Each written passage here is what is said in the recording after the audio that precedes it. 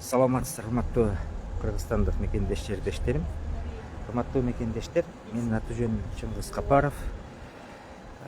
Мен азыр чыгып жаткан себебим мындай, урматтуу мекендештер. Кыргыз Республикасынын Жогорку Кеңешинин 8-чи чакырылышына мен өз кандидатымды койдум эле талапкерлигимде. Ошол талапкерлигимди коюп, үгүт иши башталды. Мындан баштап билесиздер. Анан биздин иш райондук Бишкек шаарынын 1-май райондук соттон акталганбыз. Бирок Бишкек шаарынын шаардык сотунда каралып жаткан жумасына 2 жолу. 3-чү күнү мына соттон чыктым азыр.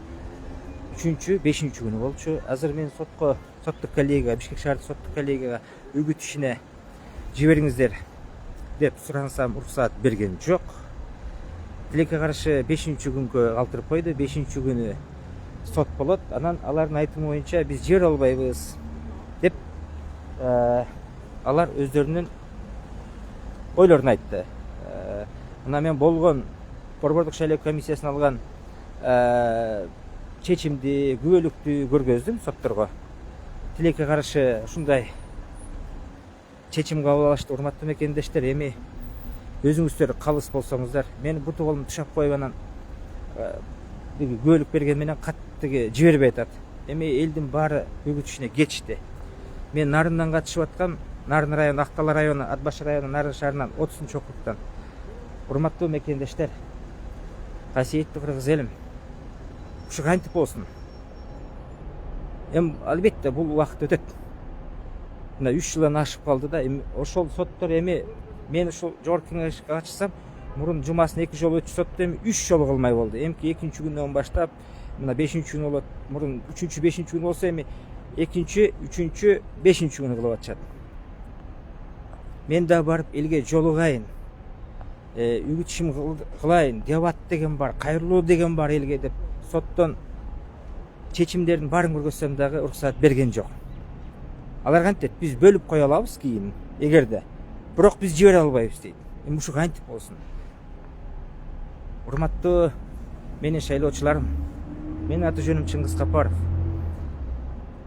Мен элге кызмат кылайын, баягы байлардын балдар кыздарына каршы чыгайын, ичип жеген коррупцияны эле каршы туруп берейин деп, ушу эл өкүлү болоюн деп өз талапкерлигимди койдум эле. Албетте Жогорку Кеңештин азыркы депутаттары, мына азыр действующий ушу депутаттардын көбү баратат, аброюн, кадырын кетиришти. Эми ошолорго каршы туралы бир карапайым элден чыккан талапкер катары десем, сот ментип тушап койду. Үгүт ишин кылдырбай атат. Нарынга барышым керек, штаб ачышым керек болчу. Мындай болбойт го. Ошондуктан урматтуу Актала району, Нарын району, Атбаш районунун, Нарын шаарынын тургундары, шайлоочулары, жалпы кыргыз элим, өзүңүздөр мага ыктыярлуу жардам берип, менин видеолорумду, жазган Facebook'тагы постторумду бөлүшүп, ар бир айылда WhatsApp группалар бар. Ар бир райондо, шаарларда бар. Ошол жерлерге ошол бөлүшүп бир жардам берсеңиздер. Себеби мен да барайын дегенде 2 көзүм төрт, бирок соттук коллега жиберип атса мен кантем? Мен Бишкектен чыга албайм. Саат 6-дан эртең менен саат 10-го чейин гана Бишкек шаарынын ичинде жүргөнгө укугум бар. Биз акталганбыз Кемпирабад боюнча. Бирок Генеральный прокуратура бизди кайра үстүбүздөн 22 кишини чечим кылып, ошол прокуратурага арыз жазып, сотко ошол иш каралып аткан. Мына азыр үгүт ишине 2 жума уруксаат бериңиздерчи деп өтүнүч кылып киргизсек, жиберген жок. Ошондуктан калыстыкты, адилеттүүлүктү, чындыкты сүйгөн элим, мага жардам бериңиздер. Кантип жардам бересиздер? Бул өзүңүздөргө. Ошол Нарын районундагы шайлоочуларга, Атбаш районундагы, Нарын шаарында, Актала районундагы шайлоочуларга менин видеолорумду, жазган постторумду бөлүшүп, тууган уруктарыңыздарга айтыңыздар. Мен ал жерде мыйзамдуу, баягы акча төлөнгөн агитаторум жок. Мен ойлойм, ар бир кыргыз чындыкты сүйгөн, адилеттүүлүктү сүйгөн, акылы бар, билими бар адамдар колдойт деп ишенем. Айла жок, бара албай атам. Сот 5-чү күнгө жылды. Ушуну бир карап берип койсоңуздар. Жардам берип койсоңуздар. Рахмат. Мен чыгып турам, айла жок, чыга албайм. Видео кайрылуу кылып турам элге кыскача.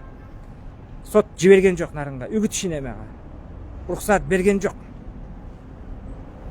Убагында биздин ошо Нарын элинен Ишенбай Кадырбеков дагы агабыз ушундай үй камагында жатып өттү эле, касиеттүү кыргыз элибиз ушу шайлады эле, мени да ошентет деген үмүттөмүн. Жардам берди эле кишиге дагы ошол Ишенбай Кадырбеков Нарынга высокогорьяны киргизип берген. Башка байлар акча башкасын берсе, ал киши өмүр бою жеңилдик берген. Мен да ошондой ак кызмат кылып берем, элим жибербей турат. Үй камагынан бошотпой атат. Эгер кетип калсам алып барып камап коет кайра. Ошондуктан мени видео кайрыларын бөлүшүп, туура кабыл алыңыздар. Азыр мына Бишкек шаардык соттон чыктым. Уруксаат бербей атат. Аты жөнүм Чыңгыз Капаров. Менин номерум 8. Нарын районунан, Ак Талаа Атбаш районунан шайлоочулары. Рахмат, саламатта туруңуздар. Сот жибербесе мен эмне кылам? Бир гана социалдык сеттен гана өз оюмду билдирем, жазам, айтам. Ошону бөлүшүп коюп туруңуздар, өтүнүч.